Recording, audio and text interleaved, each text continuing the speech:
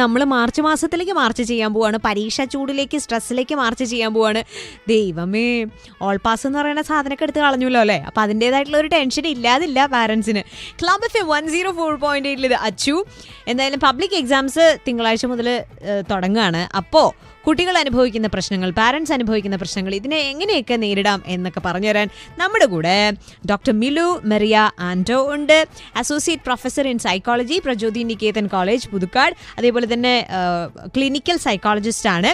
അപ്പോൾ welcome to club FM doctor Milu. Thank you. പരീക്ഷാ ചൂട് എന്ന് പറഞ്ഞു കഴിഞ്ഞാൽ കുട്ടികളെക്കാളും കൂടുതൽ പേരൻസിനാണ്. അവർ അല്ലറ ചില്ലറ പ്രശ്നങ്ങൾ അതുകൊണ്ട് ഉണ്ടാക്കുന്നുണ്ട്. അപ്പം നമ്മൾ ശ്രദ്ധിക്കേണ്ട കുറച്ചധികം കാര്യങ്ങൾ മിസ് പറഞ്ഞിരുന്നാണ് വിചാരിക്കുന്നത്. ഓക്കെ, നമ്മൾ പരീക്ഷ കാലത്തിലേക്ക് എത്തിക്കഴിഞ്ഞു. നമ്മൾ ഒരു വർഷത്തിലേക്ക് കടക്കുമ്പോൾ അഡ്മിഷൻ എടുക്കുന്ന സമയത്ത് നമുക്ക് എക്സ്പെക്ടഡ് ആയിട്ടുള്ള ഒരു ടൈമാണ് ഫെബ്രുവരി മാർച്ച് മാസങ്ങൾ. അതെ, പൊതുവെ പാരന്റ്സിനും കുട്ടികൾക്കും അത്ര ഇഷ്ടമില്ലാത്ത 2 മാസങ്ങളും കൂടെയാണ് ഫെബ്രുവരി മാർച്ച് കാലഘട്ടം.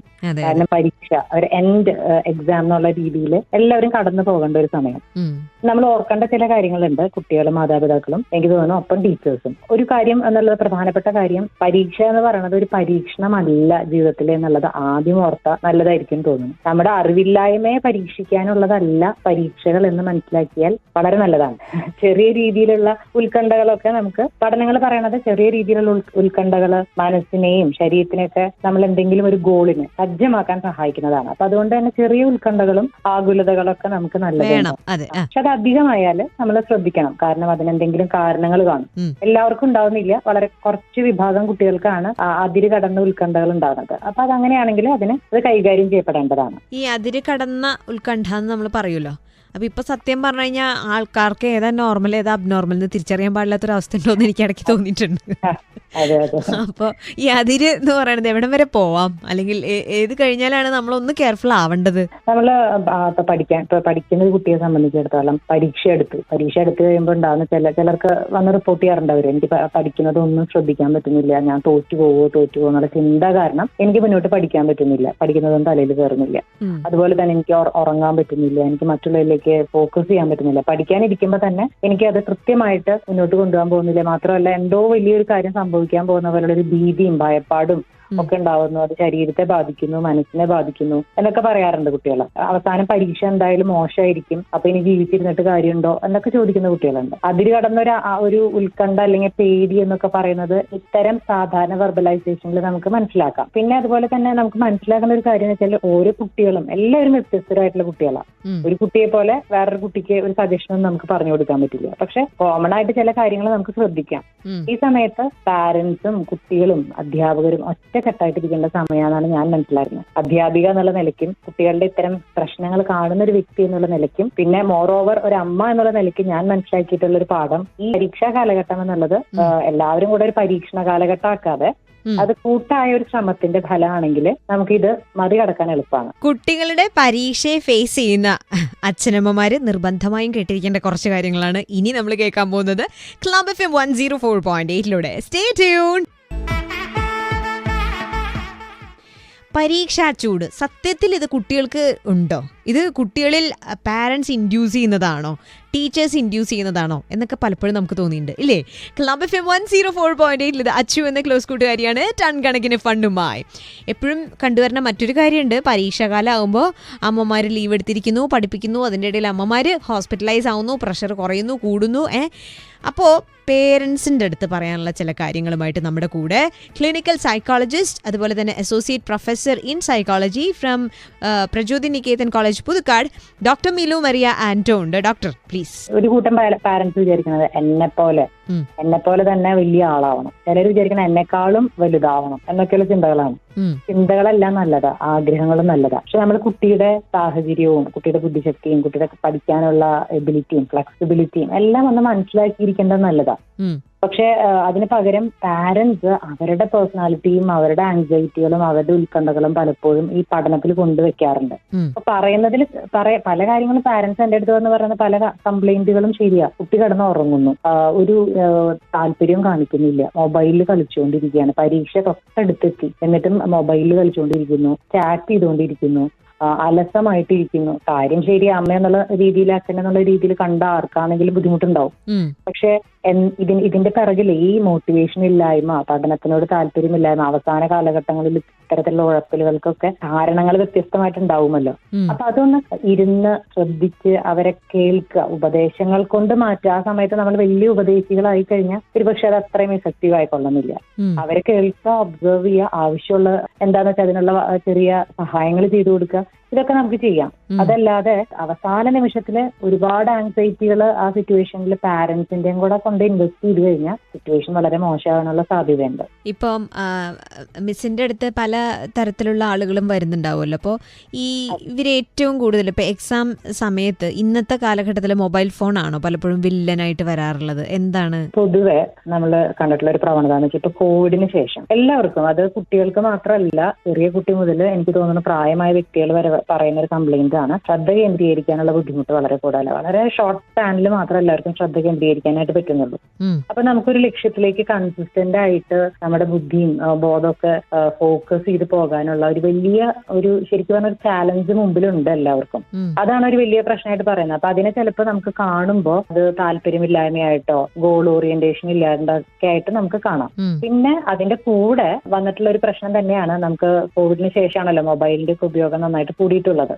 അപ്പൊ മൊബൈലിന്റെ ഉപയോഗത്തിലേക്ക് വളരെയധികം കടന്നു വന്നപ്പോ അതിലെ ഏകാഗ്രത കുറഞ്ഞ കുട്ടികൾക്ക് ആദ്യ കാലഘട്ടങ്ങളിലൊക്കെ നമുക്ക് പഠനത്തിന്റെ മെറ്റീരിയൽസ് ഒക്കെ മൊബൈലിലൂടെയൊക്കെയാണ് കിട്ടിയിരുന്നത്. പക്ഷെ ഇപ്പൊ അങ്ങനത്തെ ഒരു സിറ്റുവേഷൻ ഇല്ല. ഇപ്പൊ കുറെ കൂടെ സ്റ്റേബിൾ ആണ്, അക്കാഡമിക് സെറ്റിംഗ്സ് ഒക്കെ സ്റ്റേബിൾ ആണ്. അതുകൊണ്ട് തന്നെ ഒരു മൊബൈല് നോക്കി മാത്രം പഠിക്കേണ്ട സാഹചര്യങ്ങളില്ല. പലപ്പോഴും നമ്മളുടെ ക്യാമ്പസുകളിലൊക്കെ കാണുന്ന ഒരു കാഴ്ച എന്ന് വെച്ച് കഴിഞ്ഞാൽ ഒരു ഇന്റർവെൽ ടൈം കിട്ടിക്കഴിഞ്ഞു കഴിഞ്ഞാൽ കുട്ടികളെല്ലാവരും ഏതെങ്കിലും വൈഫൈ കണക്ഷനുള്ള സ്ഥലത്ത് വന്നിരിക്കുന്നു, മൊബൈലിൽ നോക്കിക്കൊണ്ടിരിക്കുന്നു.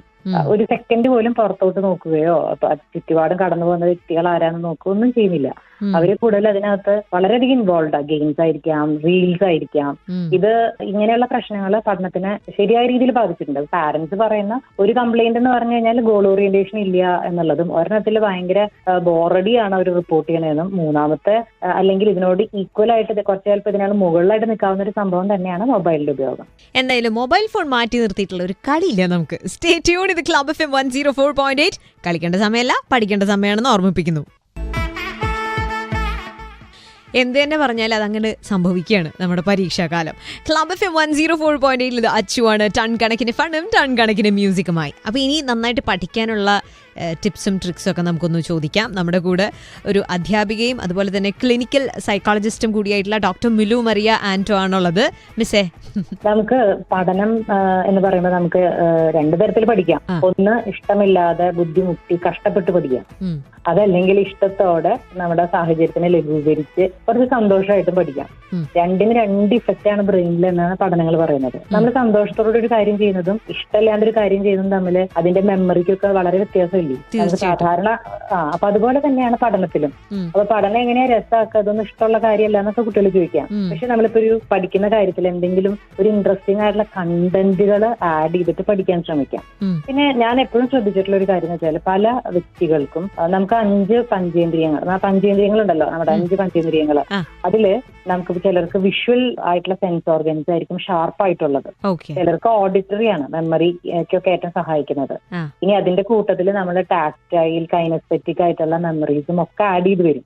അപ്പൊ നമ്മള് പഠിക്കുന്ന സമയത്ത് കണ്ട കാര്യങ്ങൾ കൂടുതൽ ഓർക്കാൻ ഇഷ്ടമുള്ള ആൾക്കാരാണെങ്കിൽ കൂടുതൽ നല്ല ടെക്സ്റ്റ് ബുക്കിന്റെ പേജുകളോ നോട്ട്ബുക്കിന്റെ പേജുകളോ ഒക്കെ അവസാന നിമിഷമായി നമുക്ക് എല്ലാം വാരി വലിച്ച് പഠിക്കാൻ പറ്റില്ല. കൂടുതൽ എനിക്ക് തോന്നുന്നു കുറച്ചും കൂടെ പ്രീവിയസ് ഇയേഴ്സിലുള്ള ക്വസ്റ്റ്യൻ പേപ്പേഴ്സ് ഒക്കെ പഠിക്കുകയാണെങ്കിൽ ഒരു ഓവറോൾ ഒരുക്കവും ആവും. അപ്പൊ അങ്ങനെയുള്ള സംഭവങ്ങളുടെ ടെക്സ്റ്റിന്റെയോ നോട്ടിന്റെയോ ഒക്കെ പേജുകൾ നമ്മൾ നന്നായിട്ട് കണ്ടുപഠിക്കാം. അതുപോലെ തന്നെ കേട്ട കാര്യങ്ങൾ മെമ്മറൈസ് ചെയ്യാൻ പറ്റുന്നവരോ അവർക്ക് വേണമെങ്കിൽ കമ്പൈൻ സ്റ്റഡി ആവാം. അതുപോലെ ഉറക്ക വായിക്കാം നമ്മളുടെ ശബ്ദം തന്നെയാണ് ചെവിയിൽ വരുന്നത്. അപ്പൊ അത് മെമ്മറിയെ സഹായിക്കുന്നുണ്ടെന്ന് പറയുന്നത്. ഒപ്പം തന്നെ ഇനി തീരെ ബോറടിച്ചിരിക്കുന്ന സമയത്ത് പാരന്റ്സിന് കുറച്ച് ഹെൽപ്പ് ചെയ്യാം, അവർക്ക് കുറച്ചൊക്കെ വായിച്ചു കൊടുക്കാം. ടാക്ടൈൽ കൈനസ്തെറ്റിക് എന്നൊക്കെ പറയുന്നത് നമ്മൾ എഴുതി പഠിക്കുന്ന സ്വഭാവമൊക്കെ ഉണ്ടായിരുന്നല്ലോ. അപ്പൊ എഴുതുമ്പോ നമ്മളുടെ ടാക്ടൈൽ കൈനസ്തെറ്റിക് മൂവ്മെന്റ്സ് ഒക്കെ ഒരു പരിധി വരെ മെമ്മറി ഒക്കെ വളരെയധികം ഷാർപ്പ് ആക്കുന്നുണ്ടെന്ന് പഠനങ്ങൾ പറയും. അപ്പൊ അങ്ങനെയുള്ള സംഭവങ്ങളൊക്കെ നമുക്ക് അവസാന നിമിഷത്തില് ചെറിയ ചെറിയ ചോദ്യങ്ങളൊക്കെ എടുത്ത് പ്രാക്ടീസ് ചെയ്യാം. എല്ലാതും പഠിക്കാൻ ചെയ്യരുത്. സമയത്തിനെ എങ്ങനെ ബുദ്ധിപരമായിട്ട് വിഭജിച്ച് ഉപയോഗിക്കുന്നു എന്നതാണ് അവസാന ഒരുക്കത്തിലെ ഏറ്റവും പ്രധാനപ്പെട്ട സംഭവം. എല്ലാം വാരി വലിച്ച് പഠിക്കാൻ ആലോചിച്ചാൽ നമ്മൾ ടെൻഷൻ കൂടും. അപ്പൊ നമ്മുടെ കൂടെയുള്ളത് ഡോക്ടർ മിലു മറിയ ആന്റോ ആണ്.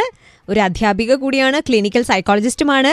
എന്തായാലും ലാസ്റ്റ് മൊമെന്റ് എക്സാമിന് മുന്നോടിയായിട്ടുള്ള നമ്മുടെ ടെൻഷനും സ്ട്രെസ്സും ഒക്കെ കുറയ്ക്കാനുള്ള കുറെ സൂത്രപ്പണികളാണ് കേട്ടോണ്ടിരിക്കുന്നത് ഓൺ ക്ലബ് FM 104.8. ഞാൻ അച്ചു. നമുക്കറിയാം വൈകിയെന്ന്, എന്നാലും വൈകിയ വേളയിലും നമുക്ക് എന്തെങ്കിലുമൊക്കെ ചെയ്യാൻ പറ്റുമോ? പരീക്ഷയുടെ സ്ട്രെസ്സും സ്ട്രെയിനൊക്കെ കൊണ്ട് നടക്കല്ലേ. നിങ്ങളെ ഹെൽപ്പ് ചെയ്യാൻ നമ്മുടെ കൂടെ ചില ടിപ്സും ട്രിക്സുമായിട്ട് ഡോക്ടർ മിലു മരിയ ആൻഡോ ഉണ്ട്. ക്ലിനിക്കൽ സൈക്കോളജിസ്റ്റ് ആണ്. ക്ലബ് FM 104.8 ഞാൻ അച്ചു. പറയൂ മിസ്. 3 തരത്തിലുള്ള കുറച്ച് ഹൈജീനിക് ടെക്നിക്കുകൾ ഞാൻ പറയാണ്. അതായത് ഒന്ന് നമ്മളുടെ ഹെൽത്ത് ഹൈജീൻ ആണ്. പഠനത്തോടൊപ്പം തന്നെ ശരിയായിട്ടുള്ള ഉറക്കം. ഇപ്പൊ നമുക്ക് പൊതുവെ കുറെ ഇമ്മ്യൂൺ ഡെഫിഷ്യന്റ് ആയിട്ടുള്ള കണ്ടീഷൻസ് ഉണ്ട്, സാംക്രമിക രോഗങ്ങളുണ്ട്. അതുകൊണ്ട് നമുക്ക് പൊതു സ്ഥലങ്ങളിൽ നിന്നും പൊതുവായിട്ടുള്ള പരിപാടികളിൽ നിന്നൊക്കെ കുറച്ച് മാറി നിൽക്കാം. ഒപ്പം തന്നെ നല്ല ആവശ്യത്തിനുള്ള നല്ല ഭക്ഷണം കഴിക്കുക, കൂടുതൽ കഴിക്കണ്ട. അതുപോലെ ഉറക്കം ആണ് ഇപ്പോഴത്തെ കുട്ടികളുടെ ഏറ്റവും വലിയ പ്രശ്നം. ഉറക്കത്തിന്റെ സൈക്കിൾ ശരിയില്ലാത്തതുകൊണ്ട് തന്നെ പലപ്പോഴും അത് വളരെയധികം നമ്മളുടെ ശരിയായിട്ടുള്ള ശാരീരിക പ്രവർത്തനങ്ങളെ ബാധിക്കുന്നുണ്ട്. അപ്പൊ നമുക്ക് ആ ഹെൽത്തിന്റെ ആ ഹൈജീനിക് ആയിട്ടുള്ള കാര്യങ്ങളൊക്കെ നമുക്കൊന്ന് ശ്രദ്ധിക്കാം. ഒപ്പം തന്നെ മെന്റൽ ഹെൽത്തിന്റെ ഹൈജീൻ എങ്ങനെയാണ്? മാനസിക പിരിമുറുക്കങ്ങള്, പരീക്ഷാകാലത്ത് എല്ലാവർക്കും ഉണ്ടാകുന്ന ഒരു സംഭവം കുറ്റബോധം. ഞാനൊന്നും ചെയ്തില്ല, ഞാനൊന്നും പഠിച്ചില്ല. പക്ഷെ എന്റെ അടുത്ത് കുറച്ച് കുട്ടികൾ വന്നിട്ട് ഈ അടുത്ത് തന്നെ പറഞ്ഞിരുന്നു, ഞാനൊന്നും വേണ്ട രീതിയിൽ ഉപയോഗിച്ചില്ല, ഇത്രയും സമയം കടന്നുപോയി, അധ്യാപകർ പറഞ്ഞിരുന്നു ചെയ്തില്ല, വായിച്ചില്ല. അപ്പൊ കുറ്റബോധം അത് പക്ഷെ ചില കുട്ടികളുടെ അപകടകരമായ സാഹചര്യങ്ങളിലേക്ക് പോകാം. പരീക്ഷ കഴിഞ്ഞ ആത്മഹത്യാ പ്രവണതകളിലേക്കും ഒക്കെ പോകുന്നതായിട്ട് കാണുന്നുണ്ട്. പിന്നെ അതുപോലെ തന്നെ പുവർ ആയിട്ടുള്ള നമ്മുടെ സെൽഫ് എസ്റ്റീം, ഞാനൊന്നിനും കൊള്ളാത്തവനാണ്, എന്നെ കൊണ്ട് ഉപകാരമില്ല എന്നൊക്കെ ചിന്തിക്കുന്ന അവസ്ഥകള്.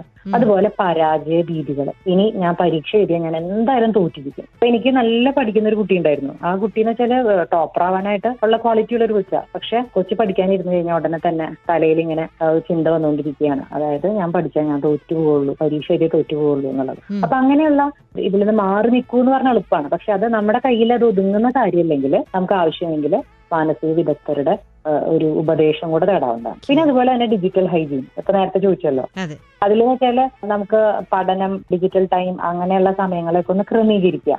ഇത് കുടുംബാംഗങ്ങളെല്ലാവരും ഒന്നിച്ചെടുക്കേണ്ട തീരുമാനം. കാരണം കുട്ടിയോട് പറയാം, നീ മൊബൈൽ നോക്കരുന്നുണ്ട്, അപ്പുറത്തിരുന്ന് അച്ഛനും അമ്മയും റീൽസ് കണ്ടുകൊണ്ടിരുന്നു കഴിഞ്ഞാൽ അതിലെന്ത് ന്യായമുണ്ട് അല്ലെ?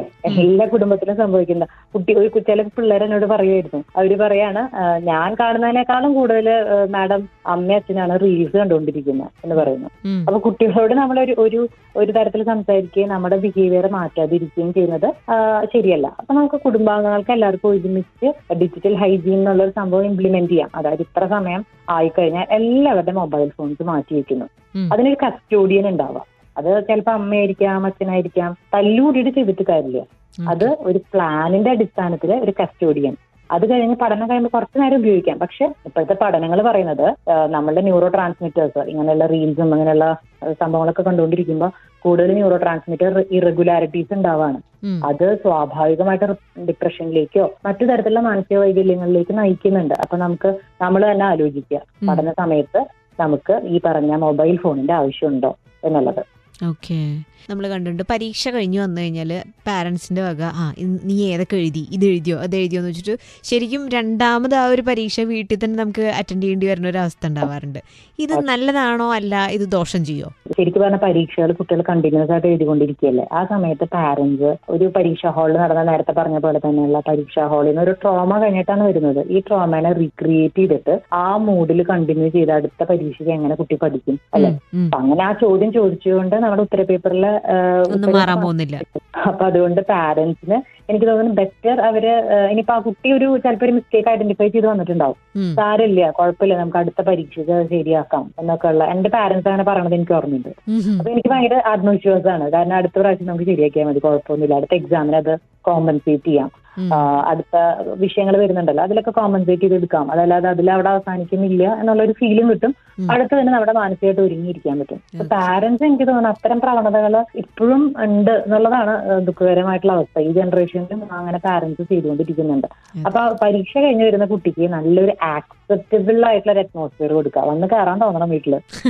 വരുമ്പോ ഒരു ചായയൊക്കെ കുടിച്ച് കുശലൊക്കെ പറഞ്ഞ് പരീക്ഷയെ പറ്റി ചോദിക്കണ്ട, യാത്രയൊക്കെ നന്നായിരുന്നോ, ബുദ്ധിമുട്ടുണ്ടായോ എന്നൊക്കെ ചോദിക്കുന്നു. അത് കഴിഞ്ഞ് മോൻ ഫ്രഷ് ആവൂ, മോള് ഫ്രഷ് ആവൂ, ചായയൊക്കെ കുടിക്കുക, സ്നാക്സ് ഒക്കെ കഴിക്കുന്ന സമയത്ത് കുറച്ച് ഹ്യൂമർ ഒക്കെ ആയിക്കോട്ടെ, എല്ലാവർക്കും സന്തോഷിക്കാമല്ലോ. തമാശയൊക്കെ പറഞ്ഞ് ഇരിക്കുന്നതുകൊണ്ട് എന്താ ബുദ്ധിമുട്ട്? അതൊക്കെ ആ കുടുംബത്തിന്റെ അന്തരീക്ഷം തന്നെ മാറ്റും. പിന്നെ മാത്രമല്ല കുട്ടികൾക്ക് ഒരു വാണ്ടഡ് ഫീലിംഗ് ആണ് ഏറ്റവും വലുത്. ഈ പ്രവണത ഒഴിവാക്കാൻ നല്ലത്. Thank you so much miss. അപ്പോൾ നമ്മുടെ കൂടെ ഉണ്ടായിരുന്നത് ഡോക്ടർ മിലു മരിയ ആൻഡോ ആണ്, ഒരു associate professor in psychology from Puthukkad Prajyoti Niketan college, also clinical psychologist ആണ്. അപ്പോൾ miss thank you so much. കേട്ടല്ലോ. അപ്പോൾ വീട്ടിൽ വന്നിട്ടുള്ള ക്വസ്റ്റ്യനിങ് ഒന്നും ഇല്ലാതെ വീടിന് അവർക്ക് തിരിച്ചെത്താനായിട്ട് പറ്റുന്ന ഭയമൊന്നും ഇല്ലാത്തൊരു അന്തരീക്ഷമായിട്ട് മാറ്റിയെടുക്കാൻ നിങ്ങൾക്ക് സാധിക്കട്ടെ. All the very best. Stay tuned. Club FM 104.8.